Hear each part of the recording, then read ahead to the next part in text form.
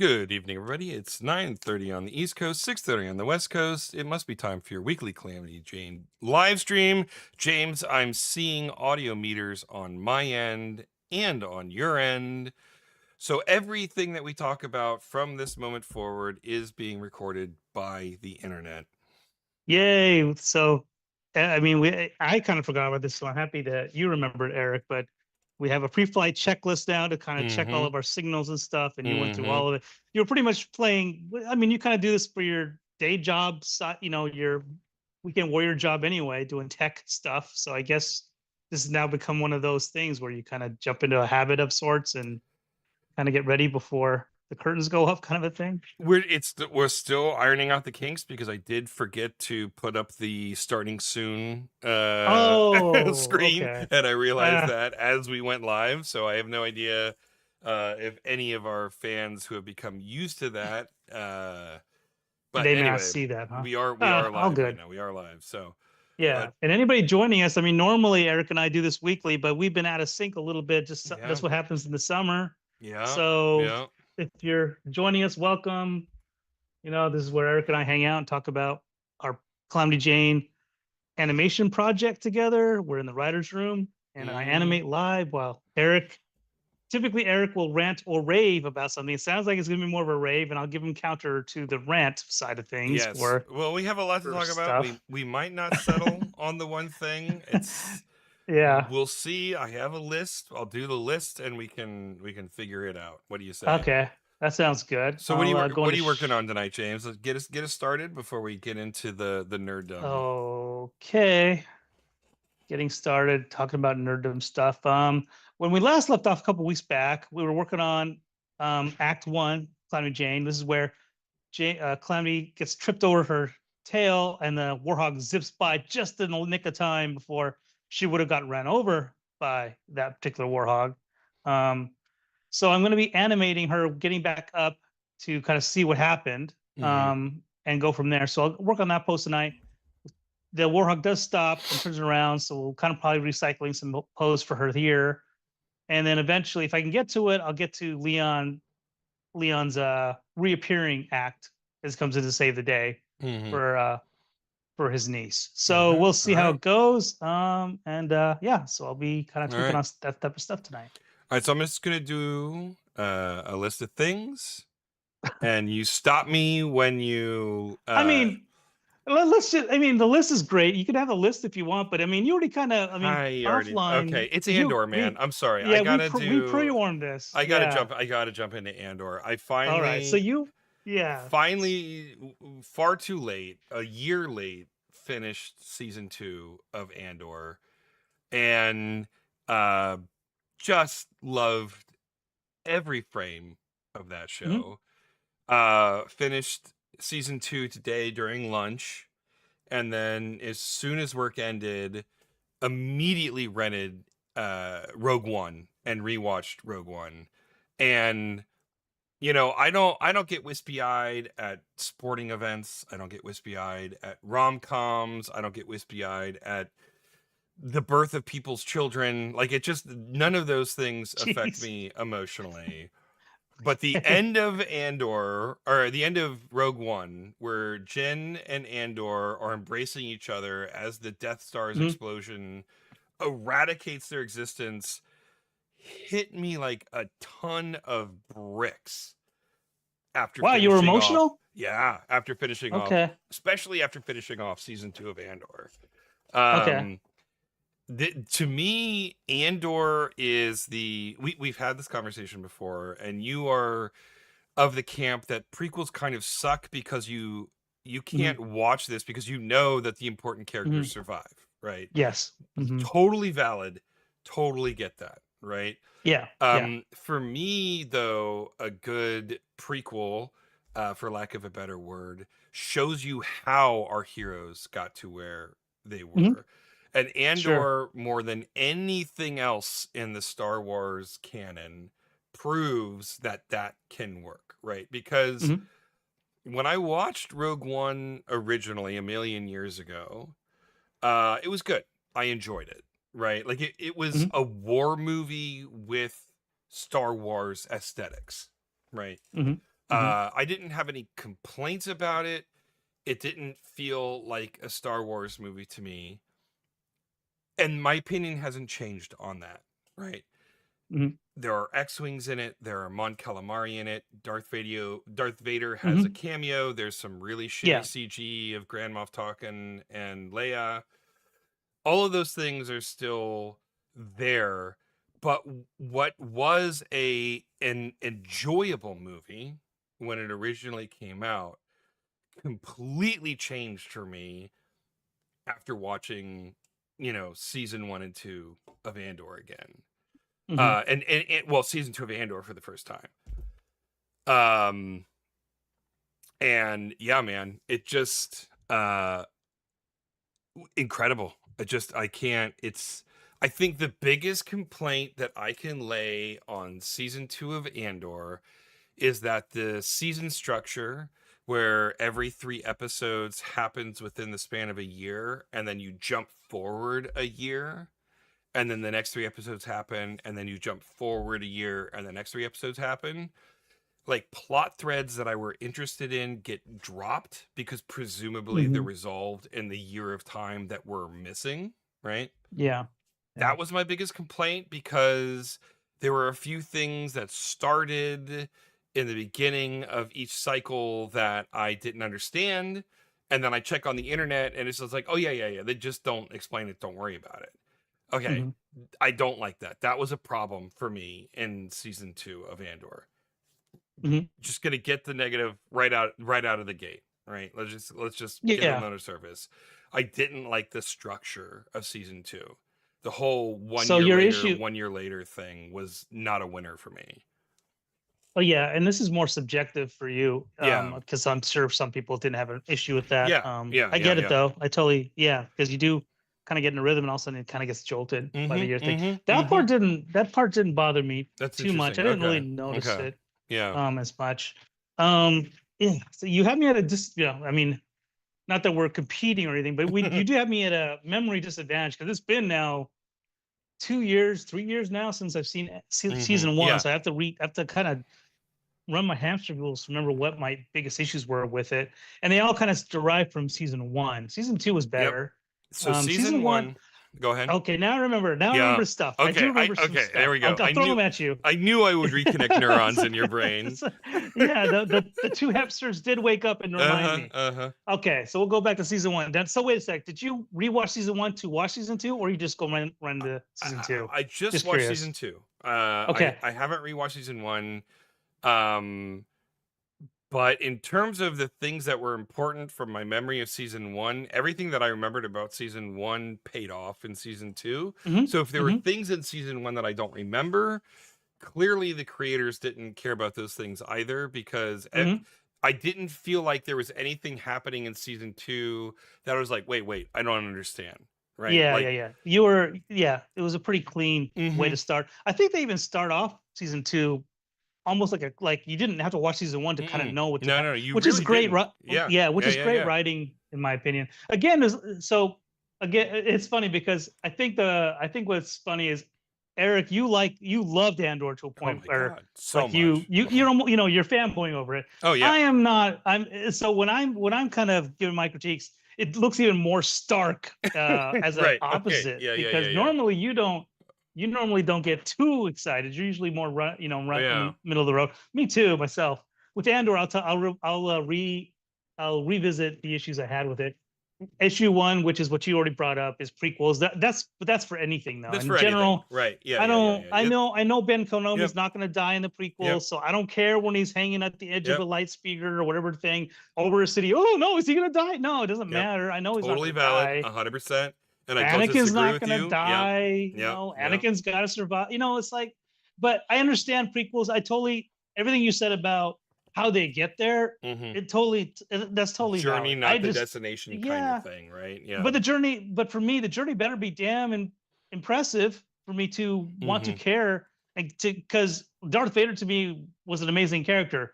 But you better build up right to get to that point to live up to what I'm already familiar with. 100% valid. That's the problem. I think that's my a legitimate. issue. I think that I agree with you 100%. right? Yeah. A, Yeah. a prequel fails because you're right. We know what happens.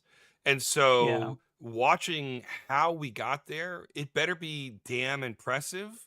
Otherwise, you failed. So the entire linchpin of a prequel story hangs on you making it worth my while to see this happen. Right. Yeah. Yeah. And I'm not gonna. I don't mean to diverge, but the prequels for Star Wars were pretty much a waste of time, except for I guess the last one, Revenge of the Sith, whatever the name of it is, where Yeah. you were the chosen one line comes out. That was almost kind of an emotion. Like you kind of feel a little bit bad for Ben Kenobi in that one, a little bit, I suppose. Yeah, we can dissect that a little bit more. I Yeah. will grant you the Phantom Menace was a rough Oh, start, so boring. but Yeah. it's not a mountain, but it is a molehill that I will die on Mm, for Attack of the Clones or Revenge of the Sith. I think that mm. those get a lot of shade from some corners of the internet Sure. that are Sure. undeserved. But anyway, so yeah, please continue. But Yes, your yeah, conversation about the journey better be goddamn good to justify why you're doing this prequel. 100% valid. yes. Yes. So now let's go to Andor. Yeah. And again, for me, I'm about immersion. I'm Mhm. about like I want to lose myself. I want to lose myself in the world. And we get introduced to Andor, and we understand that he's a rogue and he's like, in the very first couple of shots, and again, you and I can patch this together through memory. But in the very first few shots and scenes, like he's down those dark alleys and he gets confronted and he has Mhm. no problem, no qualms shooting, No qualm shooting the some guy. Han Solo it all the way. Yeah. You get established with the character. This is very consistent with what we know is the movie Rogue One. So yes, this is great. It's cool. We're Yeah. building up all the stuff. Yeah. So because he as kills we go he through- kills a rebel in cold blood in the first Yes. minutes Yes. of Rogue Yeah. One. So yes, okay, yes. Yeah. So great. I am on board. This is terrific. This rogues gallery, like this other his father figure mentor guy. He's Mhm. by all Luthen. means, definitely, yeah, you have to kill Yeah. everybody.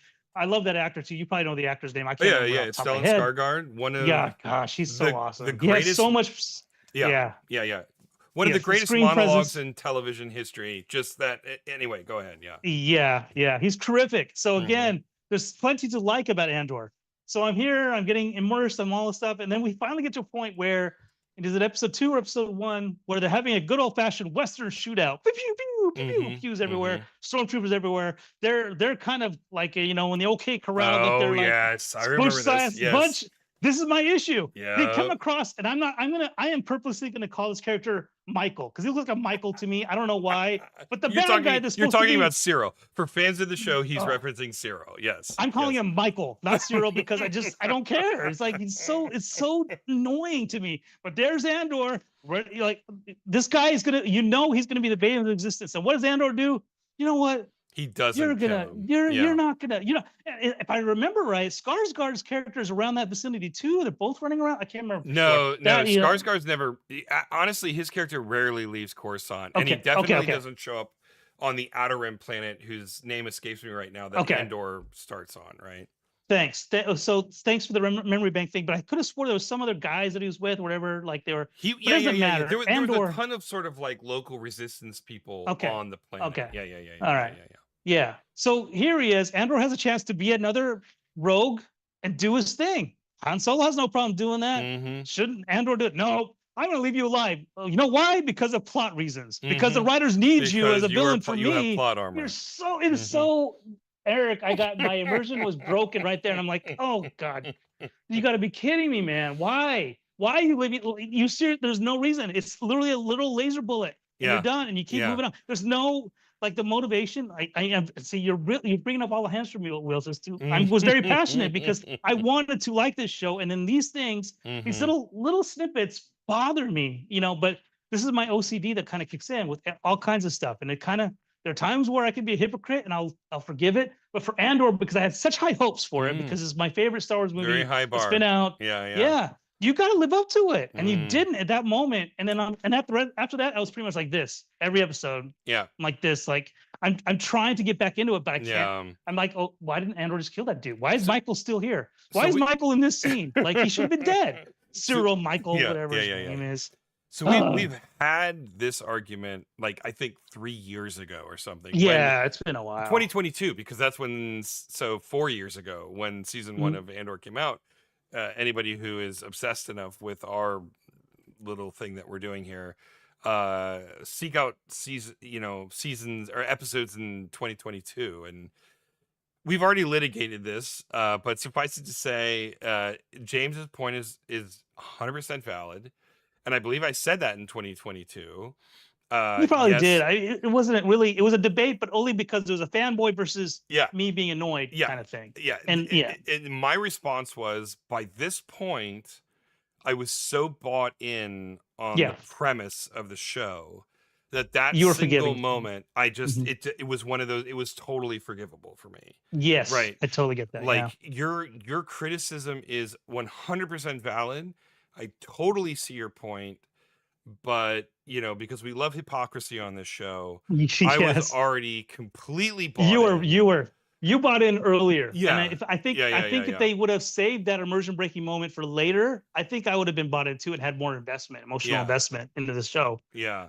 But because there wasn't, here I'll go to the next one. Yeah. Because I wasn't, I was a little more tepid, like I don't trust you writers anymore, but I'm still gonna watch because Okay. it's really well Yeah. done. Yeah. Again, the artistry, the set pieces, Mhm. the art, the Mhm. direction, it's Mhm. great. The writers, again, it always comes down to it. Mhm. Writers are awesome, but they can also be just mean and terrible at the same Can time, you can know? I are it is it the floors in the prison? Is it are we Yes, yeah, yes, yeah, that's you. yeah, You yeah. remember this. I So do remember. meanwhile, Yeah. yes, meanwhile we've got these smart empires just doing everything, and they Mhm. can't be stopped.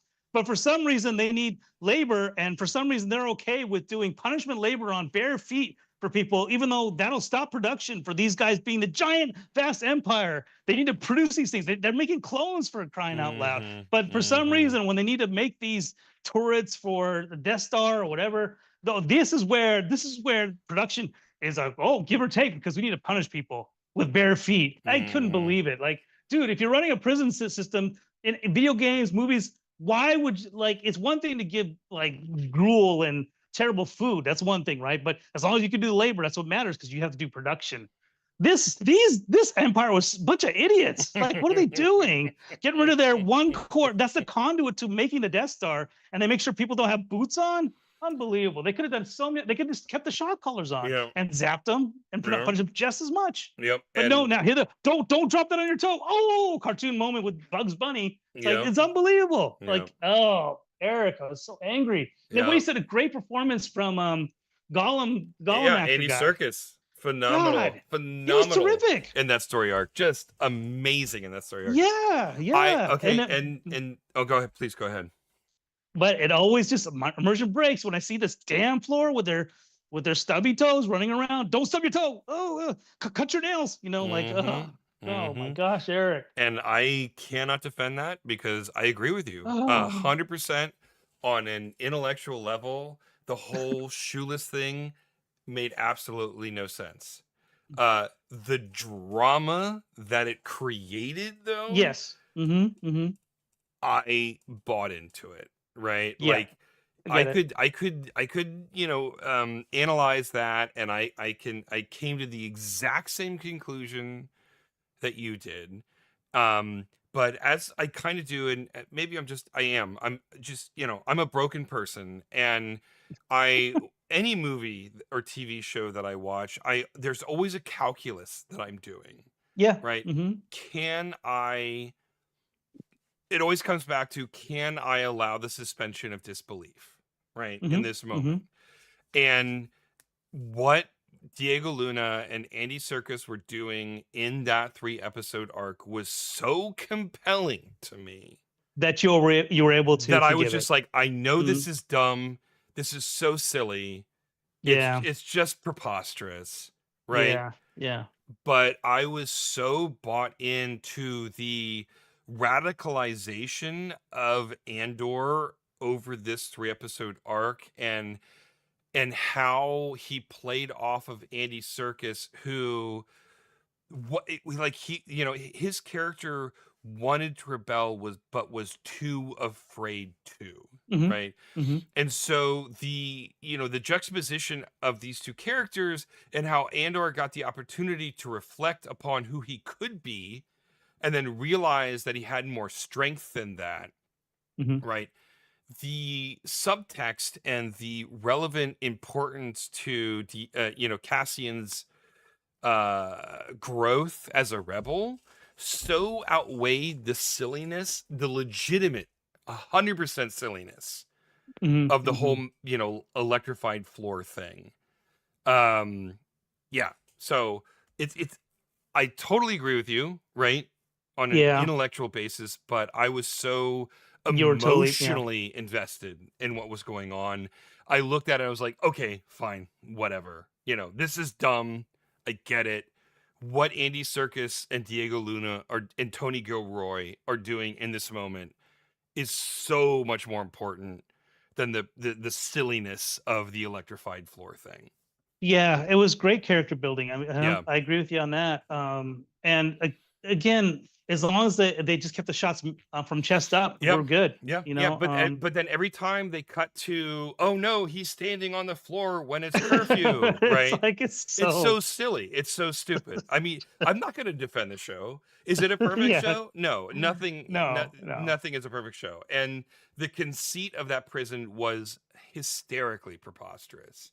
Um, But the backdrop of it, adding history to building the Death Star, all that was great. You know what I mean? Amazing. Like Yeah. the set piece was great, and the Yeah. simplicity of the Yeah. room when they were Yeah. assembling stuff, where it was just about the machinery. The set design. There's so much to like about Andor. And Hmm. again, I sound like I'm a hater. I'm No, no, really no, no. not. I I know you're really, not. I know you're not. I know yeah. you're not. Yeah. I just What it had my is gripes with it because I want it you're to be like, better. You yeah, know, you're a fan and I'm a you were a fanboy, right? And so yeah. there's a difference, right? Yes, there is. Just to kind of, and now here's where we're going to stream, Yeah. we'll combine our streams and Ghostbuster this thing a little bit, but Hmm. I Hmm. am season 2 at this point. I was kind of checked out slightly. So I watched season 2 with a little bit more of a psychic distance to it. Hmm. And I thought season 2 was terrific. Oh yeah. I Yeah. found, I will tell you, like, this is my minor gripes here, but there are some things where it really felt like, again, this is writer's issues, but like the wedding was too long in some of the Hmm. shots where they're Agree. dancing and doing stuff. Like I Agree. don't, there's 100% agree. nothing. It doesn't Yep. push the plot. I'm just watching her dance around. Yep. Like I don't. I get that she wants to check out herself and not face the reality of what's happening behind the scenes. But a half hour of watching them dance and stuff like Yep. that is a little bit long. Yep. Nope. In my Completely opinion. agree. I understood the value of it from the Mm, context of the world of the rebellion that Tony Gilroy was creating, right? yeah. And I understood the psychology of Mon Mothma in that moment, like Hmm. finding out that Tay is basically threatening to reveal her conspiracy, and then hearing revealing to Luthen that this is happening, and then Hmm. Luthen saying and basically saying that, okay, that's fine, I'm just gonna go kill Tay now, right? Hmm. A guy that she actually loved, who she pulled in, like the pathos of Mon Mothma in that scene. And I'm sorry, I don't remember the actress's name off the top of my head, Yeah. but Yeah. she was amazing as Mon Mothma, who Hmm. a Hmm. character who was in like 3 scenes of Yeah. Return of the Jedi, to Yeah. me has become one of the most Became pivotal characters, Yes. Yeah. right? Absolutely. And it was Yeah. because of this actor who did that, right? Yes. Yeah. And Hmm. of course the writing and just but But did we spend too much time in the disco dance scene? Yes. yes. Like that could have been 2 seconds long. It could have been a single Yes. scene and We we could just never needed to go back yeah. to it, Yes. but we came back to it like 4 times. 100%. I completely agree Yeah. with you. Yeah. And I'm trying to think if there's anything else that really irked me in season 2, but and this to me that is a much more minor thing than the factory or Mhm. Andor's weird conscience that he happened to have for Michael and not Mhm. killing him. Mhm. Other than that, The season one 2 was thing terrific. and it kind of goes right, and just to go, to kind of find, Yeah. kind of enjoy the fanboy side of you. Like I did the same thing. We watched Rogue One after, and it was fun. It was really fun to watch it that way. To revisit it with Yeah, to through revisit the it. Yeah. lens of Andor. Mm, Yeah. Yeah. yeah. Yeah. Yeah. Yeah. Yeah. Sorry, I was talking over you on something else. No, So I no, think no. you're I gonna make was another talking point. over you. I Mm, was just gonna say, uh oh shit. No, I forgot. I'm sorry. It yeah. completely escaped me. But Yeah. anyway, um yeah, it was a delightful show. And the thing this is not critical to the fiction of Star Wars or the fiction of Andor specifically, but the fact that Gilroy was willing or confident enough that his audience would follow him on this definitely non-standard structure of season 2 was incredible. And the fact that Disney let him make a show that was almost explicitly designed to discourage people watching it in the background blows my Yeah. mind. Mm, Absolutely blows my mind. You cannot understand, in particular, season 2 of Andor if you are not like giving your invested. 100% focus to this, right? Yeah, that makes sense If you're because just sort of watching it in the background with your cell phone, you're going to look up yeah, between episode 3 and 4 and go, "What the fuck just happened?" Right? yeah, the dialogue is so, and again, this is where I will give kudos to the writers, but the writing was spot on because it was so Yep. important to hang on Mhm. to conversations, back and forth. It was never, they never wasted moments of conversation. I felt like there wasn't that much. It was Mhm. the, again, the issue I bring up is like the dancing, which there's no conversation. We're just watching stuff, right? Right. But anytime the actors had to say something to each other, oh, you had to pay attention. You're Yeah. absolutely, yeah, Oh, I know. yeah, And you're it right. just there, and like, and it's just the risks that he took, the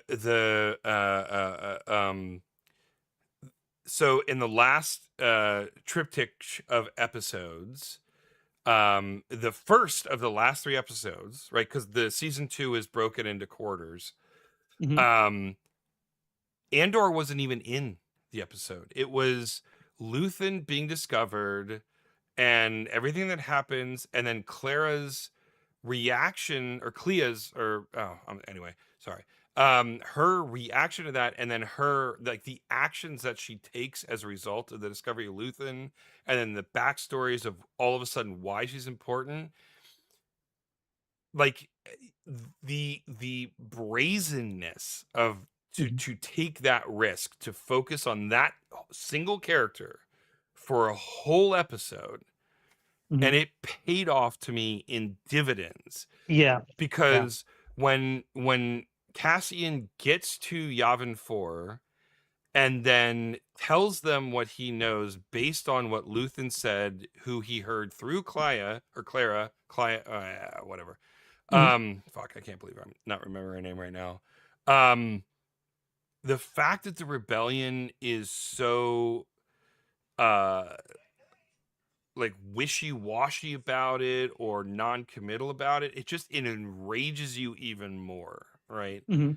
Because Mhm. you know what she went through, you know what Luthen went through, you know what Cassian went through, not just from the standpoint of the rebellion, but his interactions with Luthen and feeling like he was a pawn of this character, Mhm. but like Mhm. simultaneously understanding the work that Luthen was doing, right? Mhm. Um, yeah, I don't know. It just what a well-written show, man. And it had dumb parts. Like I said, the 1 year later structure kind of confused me. There were Mhm. moments like the techno dance scene, which is like, okay, we needed to see this one time. We did not need to see this for half the episode, right? Uh, yeah. Um, Can but you yeah. remind me, like, so there was whole, I thought they were going to push more with the backstory of Mon Mothma's daughter getting married and all that Mhm. Mhm. intrigue that kind of came with that with her husband, and it felt like it kind of fell flat to me. But you've seen it more recent than I have. Maybe I missed it. Nope, it did. So there was every 3 episode arc, there was a plot line that just disappeared. Okay, so And that's one of them, huh? and that was one of them. The Mm. assumption being that something has happened in this year that resolves this storyline, but it is not relevant to the rebellion in Yeah, general, so we're yeah, not going to waste our time talking about it, right? So like yeah. the first one obviously was the TIE Avenger, right? So the whole entire first episode was Cassian escaping from the Empire like research facility that was holding on to this like secret TIE fighter prototype, right? Mhm, mhm. And then episode 4, no one ever mentions it again, right? Oh, yeah, you just reminded me. Sorry, now I have to Yeah. fanboy a little bit too. Yeah, yeah, I yeah. remember watching season 2 and that first episode because it pulled me right in. I thought this is one of the best episodes I've Yeah. seen of television in forever. And that was a Yeah. TIE Fighter one where he does steal it, right? Yep, yeah, he steals the Avenger, Oh, yeah. what a cool episode that was. Or You just reminded me of that. Advanced or Totally Avenger. forgot. Yeah, yeah, yeah, yeah, yeah. Yeah, but it goes back to your point because I forgot it because it wasn't a through line for the whole. Exactly. Yeah. Yeah, but it was a fun show. It was a fun Yeah. episode though. So there are these like MacGuffins. Yeah. It was a very intentional structure of season 2, right? Like there's a MacGuffin for each of the characters that it get established at the beginning of each like triptych of episodes, Hmm. and some of those uh storylines don't pay off. So like the TIE Avenger doesn't pay off. Mothma's daughter's marriage wedding doesn't pay off. Hmm. Right. Hmm. We never see her daughter again Yeah. after that the last of those episodes, right? Yeah. Yeah. And there's a couple other, but like, and that's the thing. I'm watching it and I'm like, I am forgiving this 100% because I get Hmm. it. Hmm. Like in the year between episode 3 and episode 4, whatever they were doing with the TIE Avenger happened.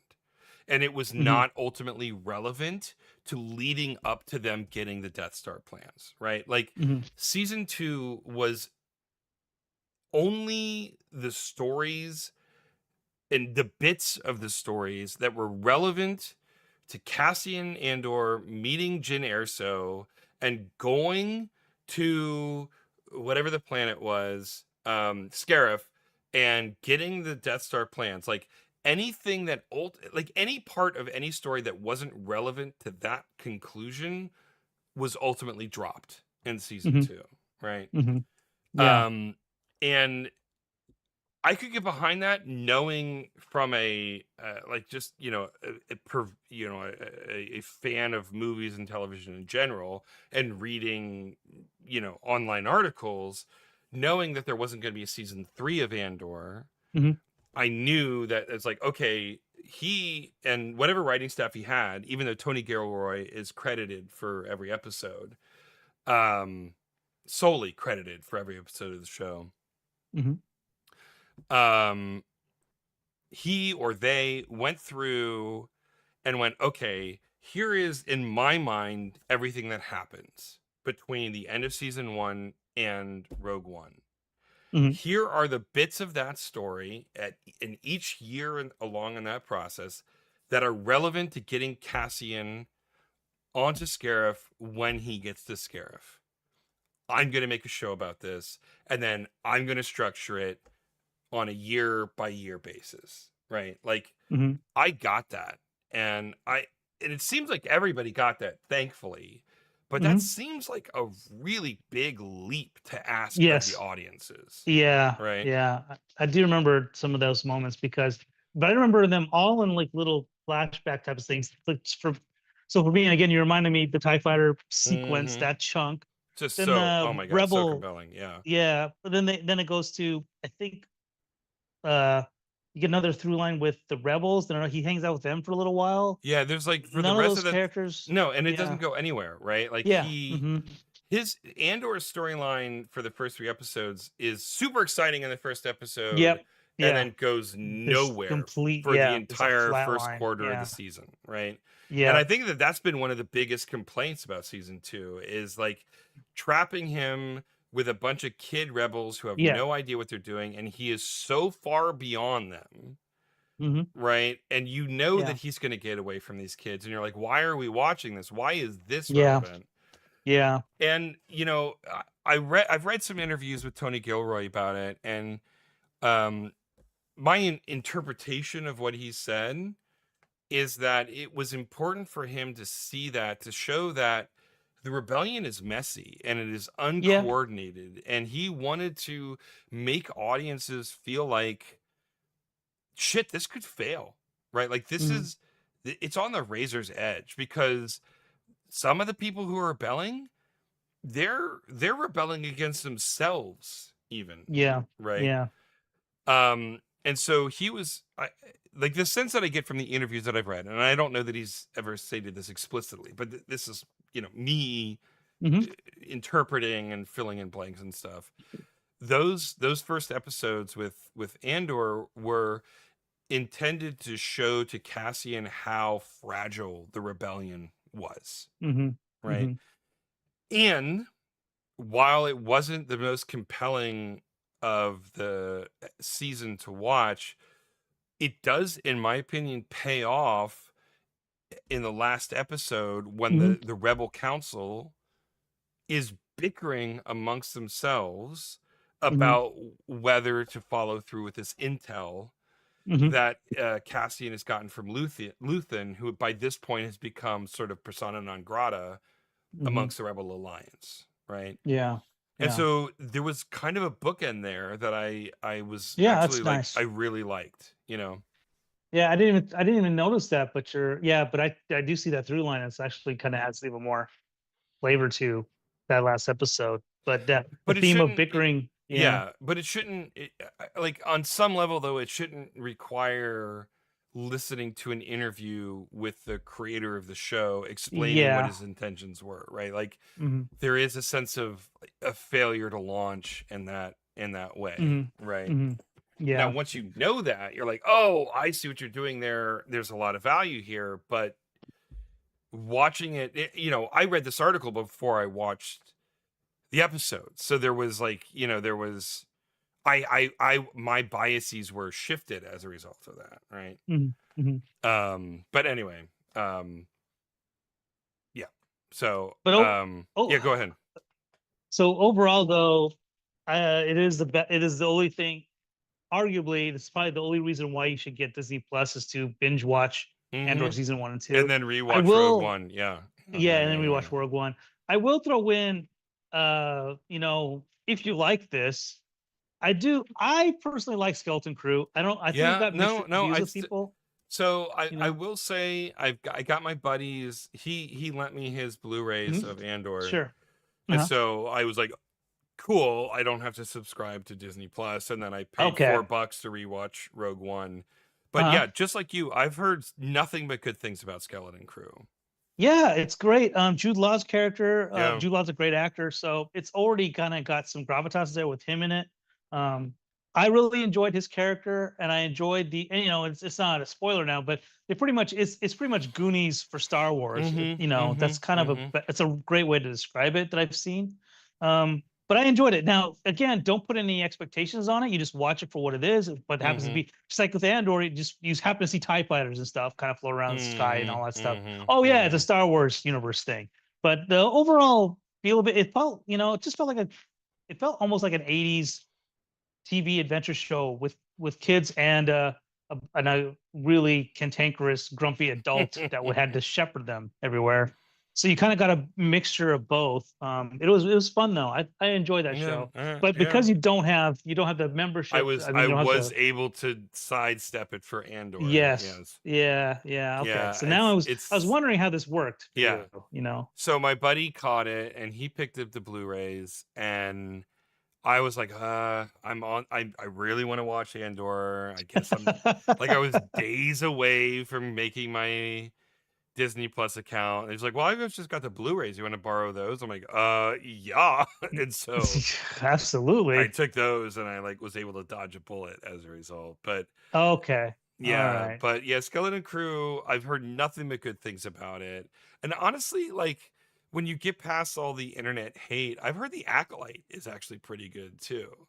Oh, But I haven't really? seen that. Yeah, yeah, I I didn't watch the Acolyte. I saw a lot of little footage pieces of it. It didn't have any interest to me at all. I yeah. think I I don't I don't mind them taking liberties with some stuff. I mean I guess I'm conflicted as a fan because I do have there is still an inner fanboy of Star Wars, but only from the '80s. I don't really care for anything that happened Mm-hmm. after the prequels were '90s That's ish, fair. right? Yeah. Yeah. After that, like anything that kind of encroaches on the '80s, that lore and that magic that the core three had, Mm-hmm. it always kind of I'm always kind of leery about it. It So the felt like Acolyte, barnacles. Yeah, so much of Star yeah. Wars it just feels like barnacles to me. Yeah. Yes, yeah, nothing touches those core three. The Mm-hmm. chemi, I mean, they just hit lightning in a bottle with those anyway. Um, but with the Acolyte, they pretty much rewrite the mythos of the Force and stuff like that. Oh, interesting. Oh, so You know, you seen the Acolyte and you didn't care for it. I don't know. I've read about it. Oh, So okay. much like you, I read stuff ahead of time to kind of Yeah. see, because if I'd even be interested in watching it, I would had zero interest in watching it. I Okay. heard Okay. nothing. I heard nothing but negative things about Acolyte. Yeah, that's fair. I recently have been seeing some articles pop Okay. up that are like, Uh, "Oh, the Acolyte much maligned, but really, honestly, okay. it's actually not that bad." I Mm-hmm. don't know that I like Star Wars enough to get a Disney Plus account to watch a show where the best reviews I've seen are like, the internet overblow this, you know. Yeah, yeah. I mean, and the other thing is, I mean, we've mentioned this before, but there's so many things to compete for your eyeballs now. Alkaline is way down on the list for me to Yeah, want to yeah, watch it. I yeah. I mean, it mean, pretty much comes down to word of mouth. Like if you happen to tell me, or another friend of mine says, "Oh, you need to watch it," then I'd put it higher on the list. But nobody's told me that about the Alkalite. So I still haven't gotten through the last season of The Boys or season 2 of uh, Fallout or yeah, same here. Silo On is Fallout. back out on the Mm, scene again, and I'm like, oh, it's just like I'm so yeah, behind on so much TV right now. yeah. But the great, but that we're talking about Andor. But I mean, you are caught up with Widow's Bay, right? Oh So God, that's there's the that's the that's the that's the bar setter right there oh for my me God. as a TV show. I mean, So retroactively, Andor season 2 is my favorite show of 2025. sure, Right? yeah, Even uh-huh, though I'm watching it now, yeah, retroactively, it was the best thing I saw that came out in 2025. Widow's Bay to this point is the best thing I've watched in 2026. yes, I am also biased. My favorite genre of horror is folklore horror, mm-hmm. witches and ghosts and eldritch demons and that kind of stuff, Yeah, like sure, in like foggy woods, and there's like a yeah, pilgrim mm-hmm. aspect to it. That's my favorite horror. I you will just never That's one of the reasons why I like Robert Eggers so much when he does horrors, is because he only does folklore horror, and so he gets me as a result of it, Mm-hmm. right? Mm-hmm. Mm-hmm.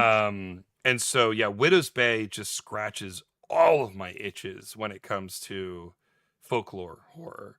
And then Mm-hmm. also it's hysterically funny. Hit Yeah, intentionally hysterically funny. yeah, yeah, Um and it's great that and it can be scary and hilarious in the same show. yeah, and again, that's a skill to really good writing. That's why Mhm. I'm Mhm. with you. I think it's the best show of 2026, and it might be. I mean, it's encroaching like top 10 type of a show for me. Like overall, like I'm trying to think of shows that, like I would recommend to somebody if they never Mhm. saw a TV show. Like that like Widow's Bay right there. Like, there's some that kind of throughout history, like, X Files first three I seasons, or mean, like Breaking I would Bad. say even through season 5, but we can Yeah, have that yeah, but conversation. yeah, I'm a you're little bit biased. Yeah. yes, you are. Breaking Bad, you and I disagree on We Breaking Bad, but I disagree on think Breaking Bad, but that's yeah, fine. Breaking Yeah. Bad's great. Again, both of those are Gilligan shows, right? So, Mhm. uh, Mhm. but then I do like the Netflix horror shows. They're a little more serious, but the Mike Flanagan Mike stuff. Flanagan stuff, Yeah, yeah, yeah, all yeah, this stuff yeah. is good. I've enjoyed all of it. Yeah. Fall of the House of And then Usher was yeah, just a terrific. revelatory for me. I love Yeah, that show. but Widow's Bay is, I put that in the same category with those shows right now. It's terrific. Mhm. Now I don't Mhm. know. I can't remember if we've ever talked about this, but the other one that I think is must watch is Severance. I really enjoy Severance. Oh yeah, no. Severance is like if David Lynch did sci-fi. Uh huh. It's just I just love it. Yeah. Yeah. Okay. Yeah, I don't know if we've ever actually talked about Severance that much. I mean, we're kind of in between seasons, so it's Yeah. not like on top of mind. I But know for a fact that we have talked about Severance on this show. okay, So, all right, all right. but the ultimate assessment is it's great. You should watch Yes, it. yeah, It's phenomenal. absolutely, Yeah, yeah. yeah. So I mean, Apple's kind of been hitting home runs with a couple of shows. It feels like they've had a lot of them that are just like I don't know how they're doing it. I mean, in particular, sci-fi, right? Yeah, Sci-fi and horror in particular are just they just know how to call them with that kind of stuff. yeah, they must have whoever's the producer or over there that's Yeah, their kind of EP greenlighting on stuff. sci-fi is just knows what's got potential. I mean, Yeah. so it's a shame to me that Paramount is what optioned the Dungeon Crawler Carl series. Oh no, Yeah, really? yeah. So Uh, and Seth MacFarlane is the EP on it, and oh I no. just don't think there's any hope for that show. You Uh, know, I like Seth MacFarlane, when he tries some stuff, but for mhm, more he has more misses than he has wins, I feel like. yeah, and But the fact that it's on Paramount, at this yeah, point. I don't. It's and I think it's funny because I've Matt Dittman, the author of the series, uh people ask him about the show and he's like, I don't know, man. Seth MacFarlane optioned it. It seems to be picked up. I'm not involved at all. And it's just like What? that's not that's That's not a not a good good sign at thing. That is all. not a good sign, right? I would imagine as a writer, you'd be thrilled to see it kind of come to a different medium, right? Yeah, and the fact that he is so blasé about the whole thing Oh, that's a bummer, does man. not bode well for me. But I just found this out like 20 minutes before we started streaming. He's Uh-huh. coming to Decatur, like a 10-minute drive from where I live on the 2nd of Okay. September to do a book Okay. signing and an interview. So I'm going to So try to I'm get assuming tickets go on sale tomorrow. So I'm going to try to get some tickets for that and say hi to him. Get cool, cool. one of my books signed and Yeah, I know you've been yeah. raving about that, raving about his books for a long Oh time. yeah, no, So I'm 100% a member of the Dungeon Crawler Carl cult. yeah, yeah.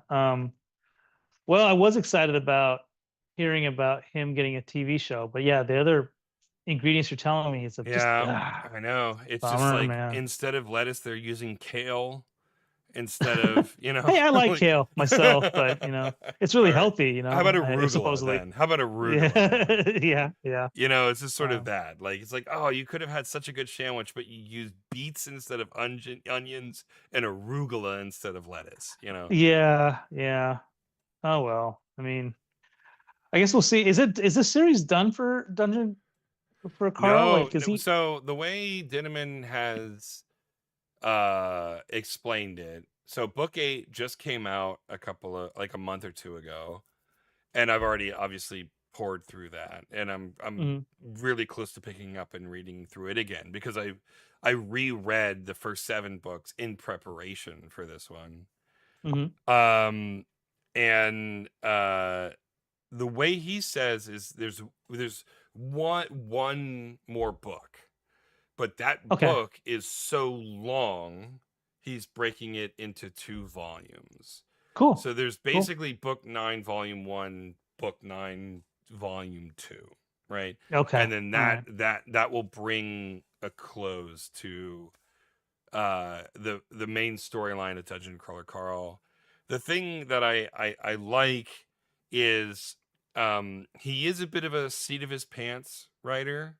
Mhm. Um and it's good and it's bad because sometimes plot lines get dropped and things are forgotten or like stated incorrectly later on because he doesn't remember what he wrote in an earlier book, right? Like even though he does, like, once he comes up with something, he has said that he's got like a hundred megabyte large Excel spreadsheet that tracks everything that's going on in this franchise. He still misses things from time to time, which understandable. At this point, by book 8, it's a world with 150 important characters with 40 different plot lines, and it's just it's crazy how many things that are going on in the series at this point, right? Well, geez, this sounds to me like a recipe for disaster because again, back to our current or what my through line, at least for our Yeah. conversation was is immersion breaking, right? That sounds like a lot of I potential you immersion know, breaking stuff that could I happen, I right? would be I am not would be. I am very curious about what your thoughts would be because for me, I'm in through book 8. I've reread the first 7 books twice. I've only reread Jeez. book 8 once. Yeah. This it's over 6,000 pages, something like that. Hmm. Hmm. Um And I find the world to be extremely internally consistent, like Okay. remarkably so. It does a very good job of adhering to the rules that it establishes, and then when it breaks the rules that it establishes, there are very compelling reasons that justify why a rule was broken, right? Hmm. Hmm. Um, and so yeah, um, I you should definitely either get the audiobooks. I highly recommend the audiobooks. I read them, uh, in the old school Luddite fashion. I just bought the hardback books and Hmm. read them. Hmm. But the audiobooks, the guy who does the reading on the audiobooks, Jeff Hayes, is kind of becoming a celebrity in his own right Hmm. because of the voices and the quality of the reading that he does for these books. Hmm. So Katie's not a huge like book reader. She loves stories, she loves novels and that kind of stuff, but she just, Hmm. insanely busy, and just if she's going to consume novels, she just generally uses audiobooks, right? Hmm. Yeah. And she burnt out of Dungeon Crawler Carl, I'll be honest, after about book 4, which is reasonable. Um but I while she was listening, I would occasionally peep in and hear what she was listening, and I have since like followed Jeff Hayes on Instagram and the socials. Like his interpretation of the characters of that franchise are astoundingly entertaining, and Hmm. he's kind of become a synonymous with the dungeon crawler world because the voices that he's created for those characters are Sure. so at this point ingrained in the canon of this series as the books themselves, right? Hmm. And so this is another thing that I'm curious about with the show. So I'm not really, I mean, even the stuff that I fanboy on the most, it's not sacred to me, right? There's nothing Hmm. sacrosanct about anything that I am super fanboy about. I forgive a lot of things, but if something is just bad, it's just bad, and I'm not going to try to defend something that's bad, right? Hmm. Yeah.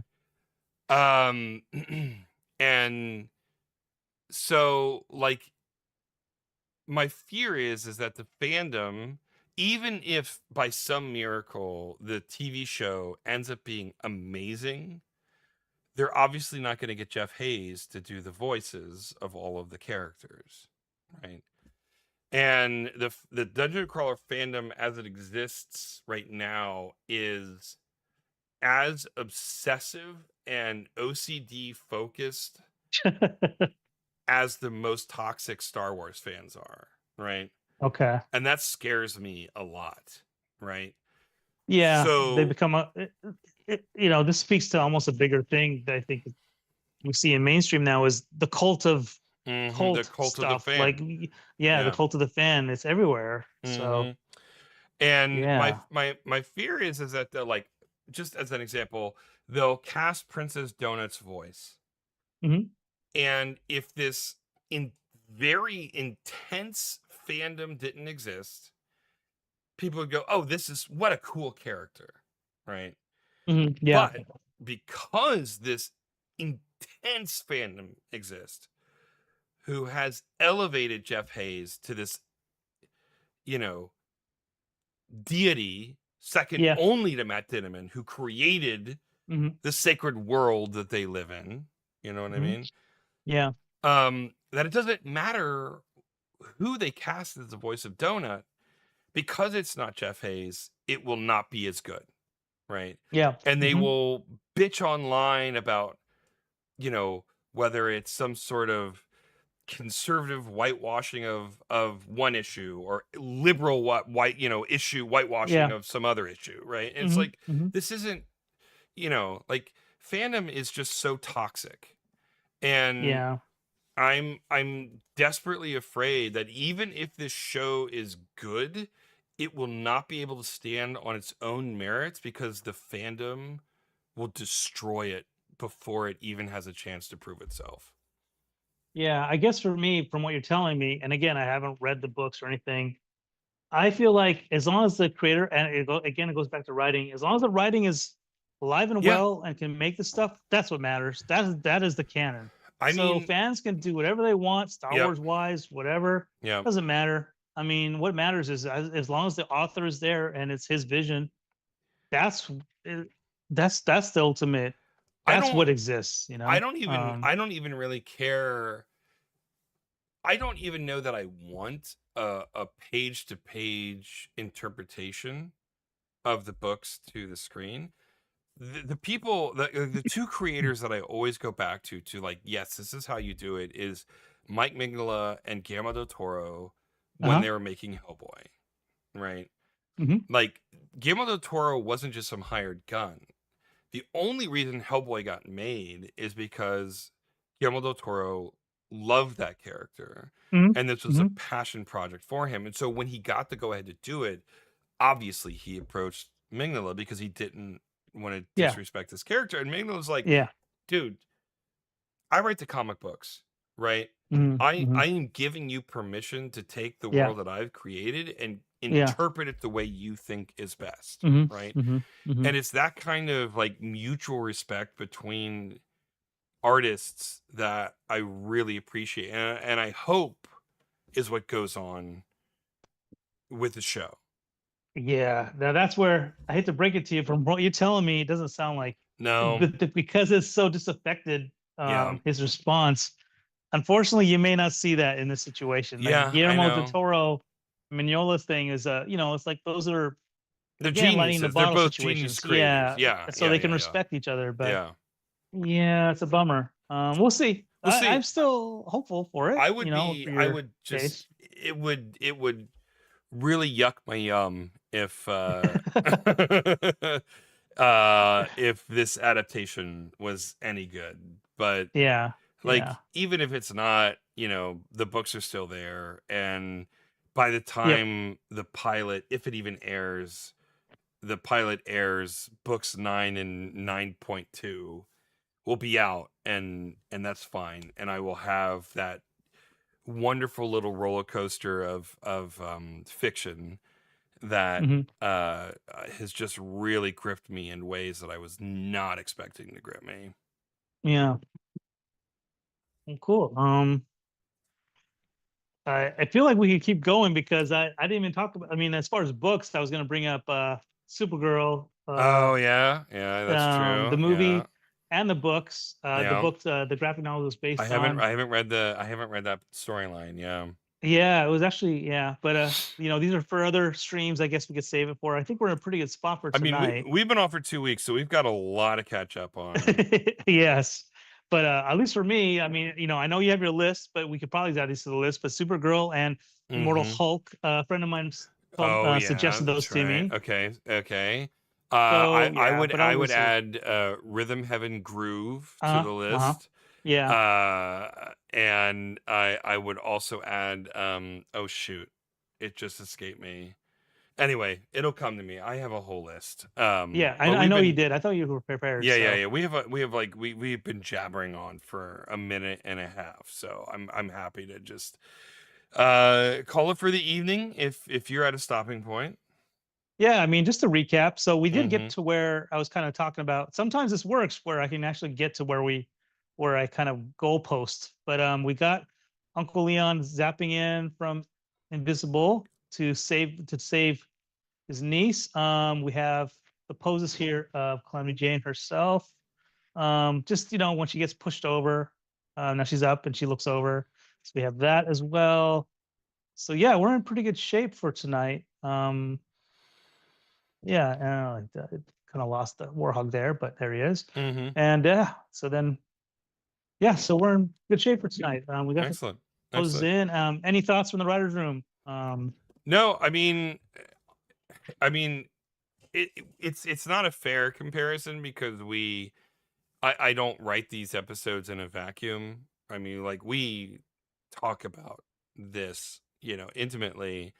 But it is remarkable how when you do the animation, how much it reflects what's in my head, right? Like, every shot that you do is exactly as I envisioned it as I was writing the scripts. Oh, Now, cool.